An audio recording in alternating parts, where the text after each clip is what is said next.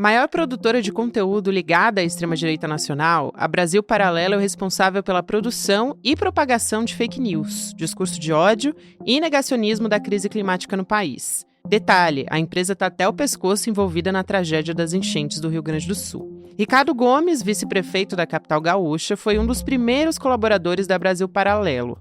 Ele atuou como apresentador de programas e também, durante a campanha, utilizou serviços da produtora.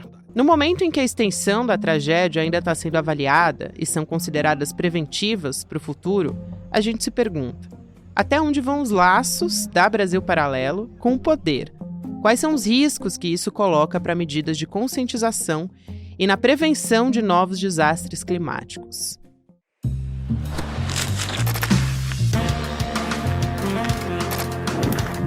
Olá, seja muito bem-vindo, seja muito bem-vinda. Eu sou a Gabriela Varela,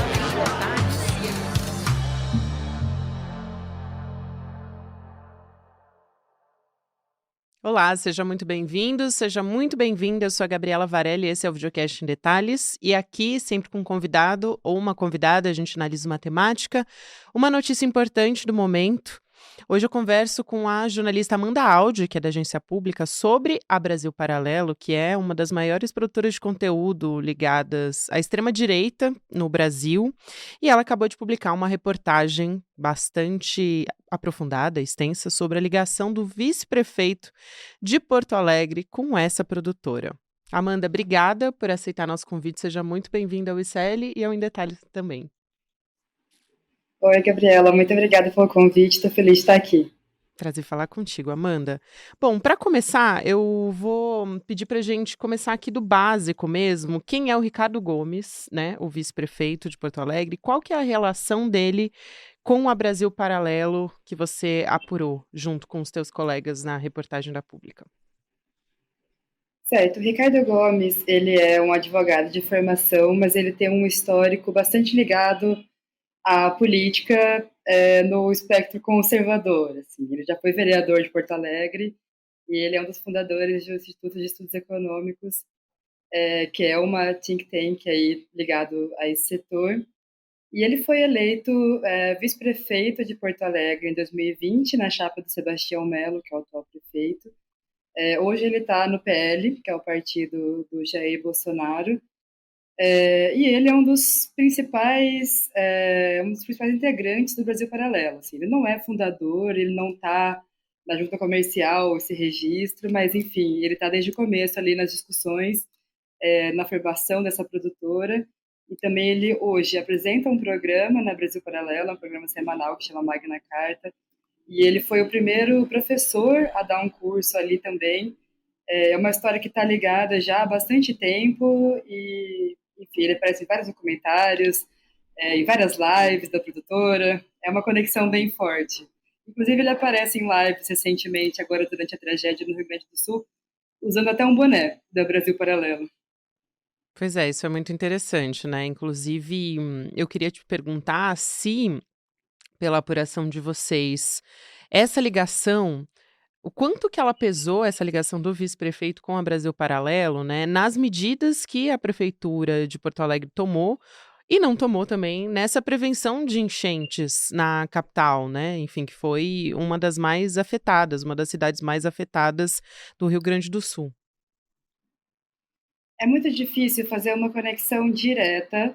O que a gente pode dizer são os indícios de cada lado. A gente sabe que a Brasil Paralelo é uma produtora que produz muito conteúdo negacionista, desinformativo sobre questões climáticas. Existem várias lives, tem um documentário que chama Cortina de Fumaça, que é super negacionista mesmo sobre o papel da ação do homem para que ocorra essa emergência climática agora. E o que a gente sabe também é que a Prefeitura de Porto Alegre, assim como o governo do estado, deixou de tomar uma série de medidas que deveriam ter sido tomadas para evitar um colapso como o que a gente viu agora.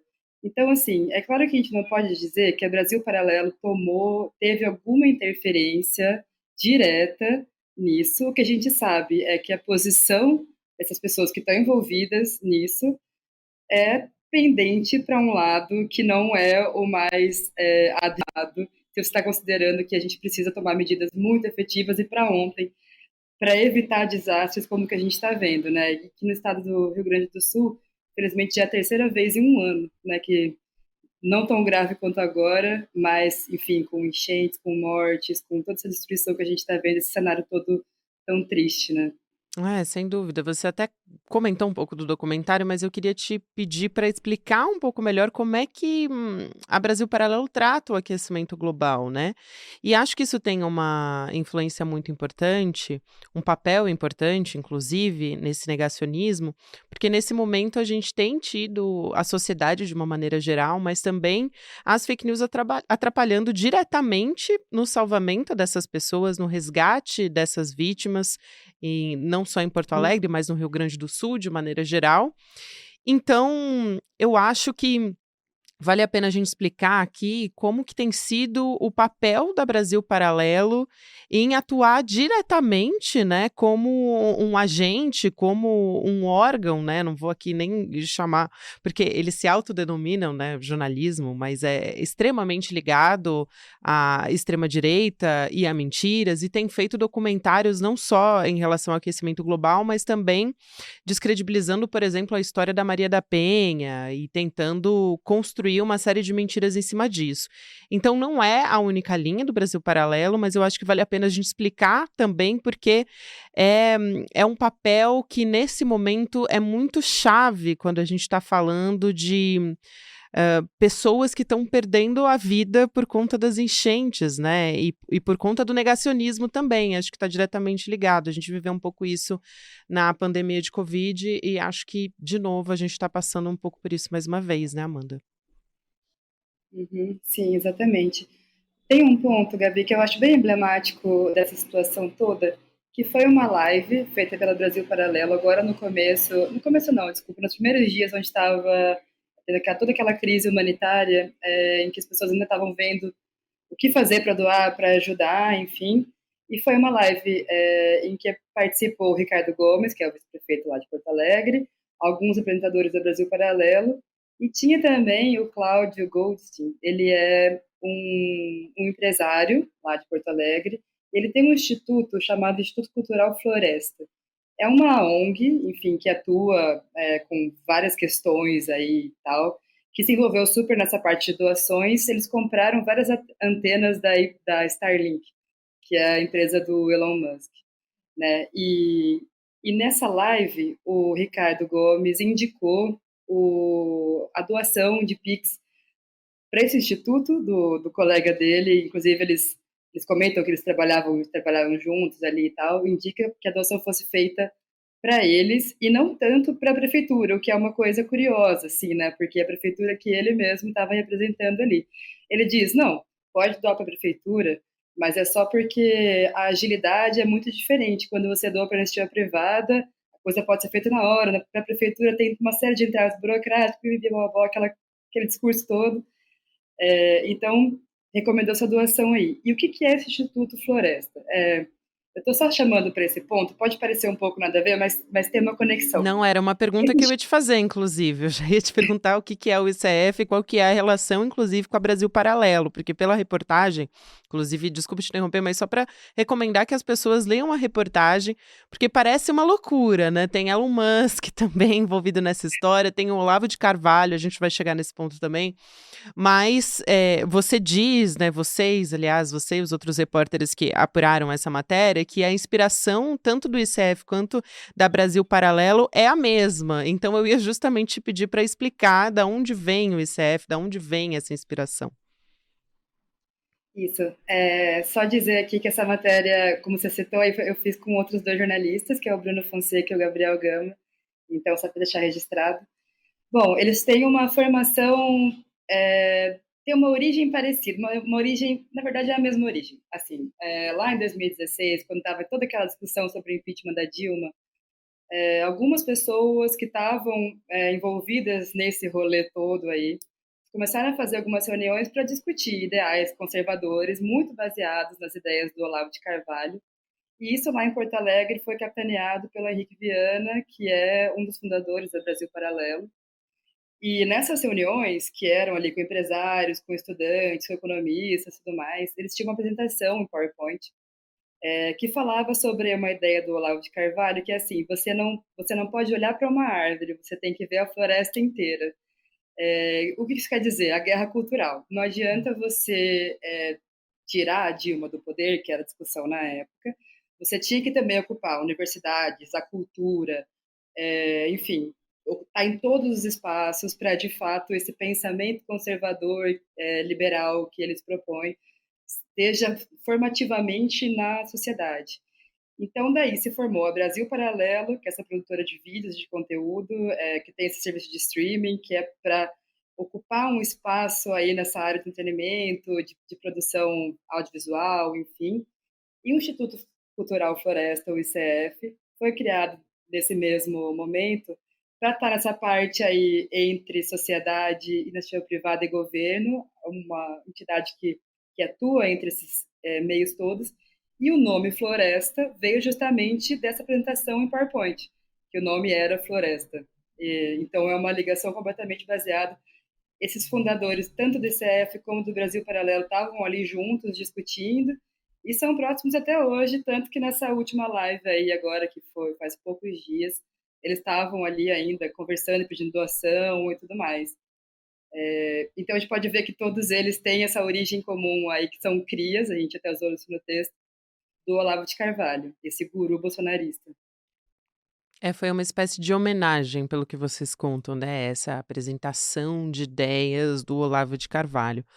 Agora, eu queria te pedir para explicar um pouquinho mais da relação do Olavo de Carvalho nessa história, né, e também do Elon Musk, porque eu citei aqui, fica parecendo que é uma loucura, né, mas tudo tá interligado, você vai puxando os fios da extrema direita e as coisas vão fazendo mais sentido.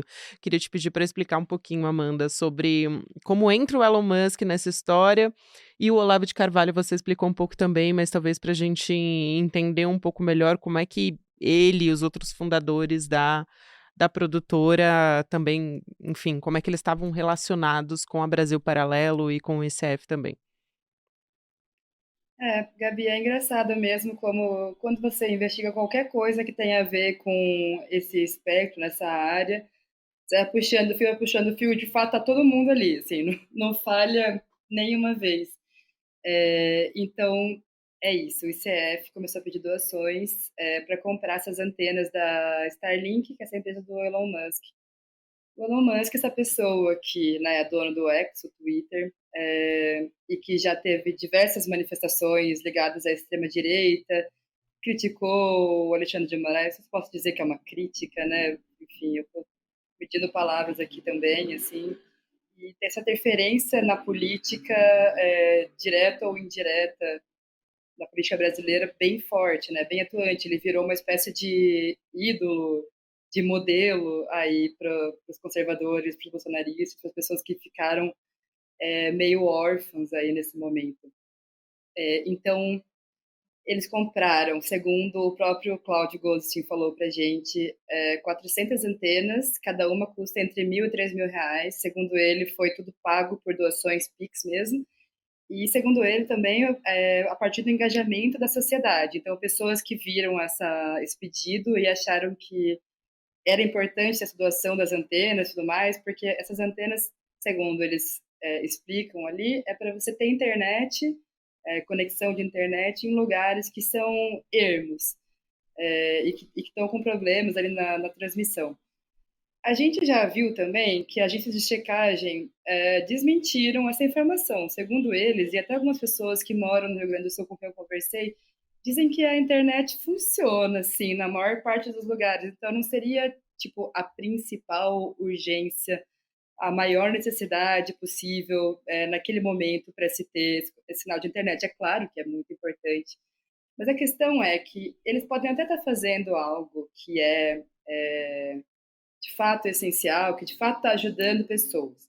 Mas a gente tem que lembrar também desse background, né, dessa conexão toda que está se formando ali, assim, e tal, e da influência que isso tudo tem. Porque, só voltando um pouquinho, o Instituto Floresta ficou famoso faz uns 2 anos, mais ou menos, 3 anos talvez, porque eles criaram uma proposta, embasaram uma proposta lá no Rio Grande do Sul, que chegou até no ex-ministro Sérgio Moro, na época que ele estava ainda no governo.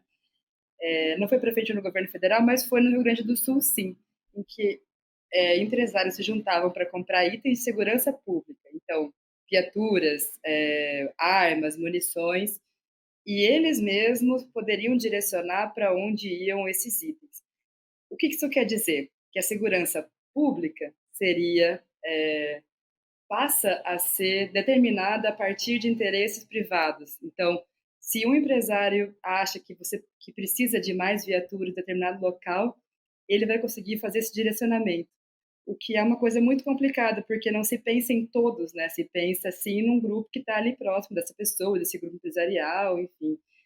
Então, é isso, né? A gente vê cada vez mais essa influência do poder privado, de uma empresa privada, de empresas privadas, de empresários, de pessoas que têm seus interesses ali, atuando no poder, junto com o poder público, e agora, no momento de desastre, né, de emergência, cada vez com menos filtros, cada vez com mais facilidade de agir e aparentemente com uma certa legalidade, legitimidade ali, né? Enfim, até porque temos o vice-prefeito aí indicando essas doações para esse instituto que atua desse jeito. É, justamente, né, no início do desastre do Rio Grande do Sul, pelo que diz a reportagem de vocês, né, o ICF passou a divulgar o Pix do próprio ICF para as doações. Isso lá no início, no começo de maio, então, e já tinha atingido uma grande proporção, inclusive das chuvas e das enchentes também. E aí eles publicaram no X do Elon Musk, né, no antigo Twitter, que eles tinham conseguido 100 antenas da Starlink, que é justamente a internet por satélite da empresa do Elon Musk, né, uma outra empresa que é a SpaceX. E isso eu acho muito interessante também, porque aí o ICF disse que essas antenas seriam doadas para as forças policiais do Rio Grande do Sul, né, para restabelecer a comunicação durante a tragédia. O fato é que de qualquer forma, a gente tem inclusive aqui no ICL, a gente tem 2 repórteres enviados para lá, a situação continua muito difícil em termos de comunicação também, inclusive, mas a justificativa foi essa, né, que a compra das antenas era, importante como missão do instituto e era o que eles podiam fazer, assim, em termos de doação para o que está acontecendo na tragédia por lá. Eu queria te pedir para explicar um pouco isso, e por que exatamente eles resolveram, dar esse apoio nos termos de segurança pública, né. Porque quando você, procura, vamos dizer assim, quando você vai atrás para entender o que que é o Instituto Cultural Floresta, isso fica um pouco confuso também. Quer dizer, por que que ele está vinculado à segurança, né, qual que é a relação, do ICF com a segurança? Isso também eu acho que está bem claro na reportagem de vocês, eu queria te pedir para explicar um pouco como é que foram essas doações de equipamentos, né, inclusive equipamentos de informática para todo esse setor estadual do Rio Grande do Sul de segurança pública e da Polícia Civil e das brigadas também. É isso, desde o começo eles são muito próximos da segurança pública. Assim como outras entidades, instituições estão mais ligadas a outras áreas, o Floresta, desde o começo, se ligou mais à questão de segurança. Então, isso que eu estava comentando aqui agora há pouco, sobre a compra de itens de segurança pública e o direcionamento desses itens por parte dos empresários, foi chamado de Lei Rouanet da Segurança Pública. Uhum. Isso como foi conhecido na época, que era algo meio parecido. Assim, não tem nada a ver com a Lei Rouanet, né, a que a gente conhece da cultura, mas é um modelo mais ou menos para explicar como é que funcionaria. Assim. Então, eles começaram e ficaram conhecidos do grande público com essa medida. E agora, com essa emergência no Rio Grande do Sul, ali, eles também se aproximaram mais uma vez da segurança pública e eles têm esse apoio. Assim, eles não têm ninguém ali de Porto Alegre, do Rio Grande do Sul, né, da cidade ou do estado, que está negando esse tipo de ajuda, até porque eu acho que não se pode negar ajuda nenhuma num momento como esse, assim. Sim. Tá claro que toda ajuda é extremamente necessária. Mas é isso, mais uma vez a gente tem que lembrar que é um instituto privado, com interesses privados, com pessoas que estão ali, que são grandes empresários. Esse Cláudio Goldstein, ele é da família da Cirela Goldstein, que é o braço da Cirela, essa grande construtora, essa grande empresa, uma das maiores do Brasil, no Rio Grande do Sul. O outro, Leonardo Fração, que é o outro sócio dele no Floresta, também é um grande empresário. Enfim, são famílias poderosíssimas que já têm uma grande influência e que continuam mantendo essa influência aí por meio desse instituto agora. E essa atenção voltada para a segurança pública. Amanda, eu quero perguntar para você, acho que para a gente ir encaminhando aqui, já que a gente está se encaminhando para o final, eu acho fundamental te ouvir sobre o impacto que tem a gente falar aqui de um ator-chave para tomar decisões em meio a essa tragédia, quer dizer, é um vice-prefeito. A prefeitura, ela tem, né, todas essas prefeituras, todos os municípios têm um papel fundamental, tanto na prevenção dos desastres, quanto para tomar medidas para a atuação emergencial do que está acontecendo no Rio Grande do Sul.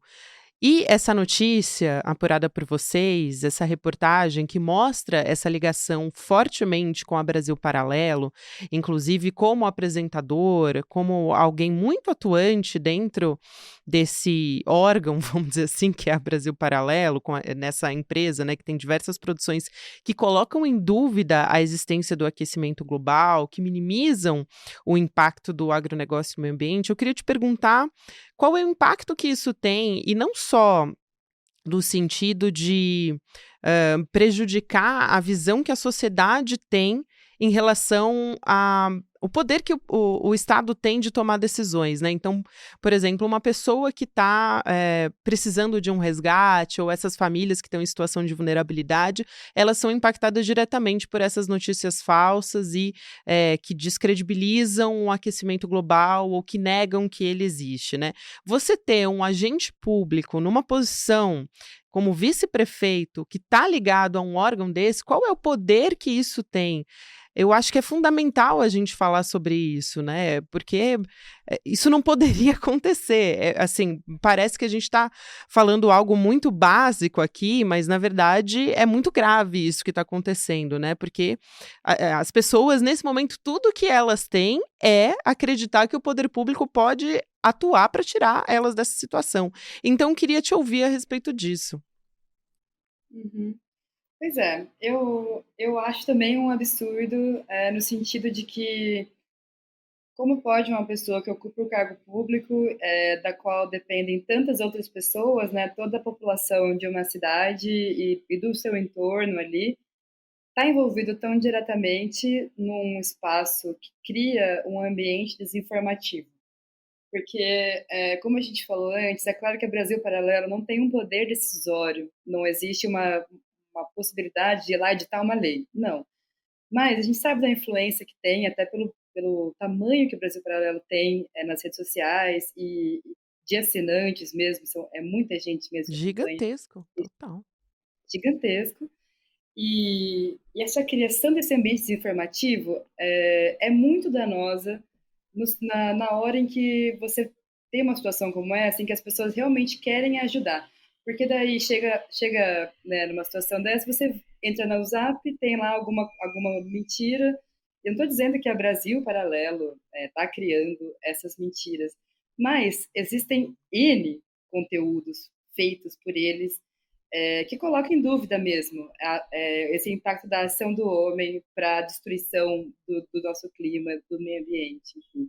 Inclusive, na própria live que participou o Ricardo Gomes e o Cláudio Goldstein, tinha uma pessoa ali, um convidado, que estava falando coisas nesse sentido, assim, estava questionando, de fato, se alguém poderia prever, quem é que poderia prever e tal. Até o próprio vice-prefeito comenta algo nesse sentido, assim. E a gente sabe, né, Gabi, que agora é hora, assim, de apontar culpados, porque Claro. a gente mostrou na pública já algumas matérias que mostram que tinha plano existiam planos feitos para tentar evitar um desastre tão grande quanto o que aconteceu agora e que nunca foram tirados do papel. e que tinha especialistas contando já que o sistema de contenção de enchentes também estava velho, faltava manutenção. Enfim, a imprensa inteira está mostrando como tinham várias ações que poderiam ter sido feitas e não foram feitas. Então, assim, o que a gente pode dizer? Não é que esse ambiente desinformativo causou desastre, mas ele prejudica muito na hora de você, de fato, conversar, propor soluções e, de fato, pensar em medidas a partir de agora que seja. Eu sei que está tarde demais, mas a gente tem que começar em algum momento a fazer alguma coisa. Então, não adianta você pedir doação, pegar um bote e ir lá resgatar a gente. Claro que adianta, né, agora, nesse momento. Mas você tem que também criar a situação, um contexto possível em que a gente está discutindo, de fato, cientificamente, quais são as causas desse desastre, toda essa emergência, por que isso aconteceu, né? Não é vontade de Deus, não é, sei lá, algo que, uma calamidade que nos acometeu. São coisas que estão acontecendo a partir de previsões de cientistas, de gente muito gabaritada no assunto, que estão sendo feitas já há muitos e muitos anos. Então, a gente tem sim que apontar os culpados, tem que cobrar que as coisas sejam discutidas de uma maneira clara, científica, verdadeira, olhando para onde de fato tem que ser olhado, e não ficar em elucubrações que não são nem um pouco... não tem nenhum pé na realidade de que as ações do homem não têm nada a ver, que o agro não tem impacto nenhum nesse tipo de situação, né? E tudo isso que a gente sabe que está ao redor. Então, acho que a eliminação do ambiente desinformativo é urgente, é uma coisa necessária. Não é só Brasil Paralelo, não é só, mas eles têm um papel bem grande nisso também. E, assim, já que eles têm tanto alcance, seria bem bacana que tivesse um pouquinho mais de consciência mesmo num momento como esse. Amanda, muito obrigada. Que importante isso que você está falando. A Amanda é audiojornalista, ela que fez essa reportagem da agência pública junto com o Bruno Fonseca e o Gabriel Gama. Para quem quiser ler, eu recomendo que leia a reportagem. O título da reportagem é Os Laços da Brasil Paralelo, que nega crise climática na vice-prefeitura de Porto Alegre. Você pode conferir no site da agência pública. Um prazer te receber aqui, Amanda. Obrigada por aceitar nosso convite. Seja sempre muito bem-vinda ao ECL ou em Detalhes também. Eu que agradeço. Muito obrigada. Uma boa tarde a todos.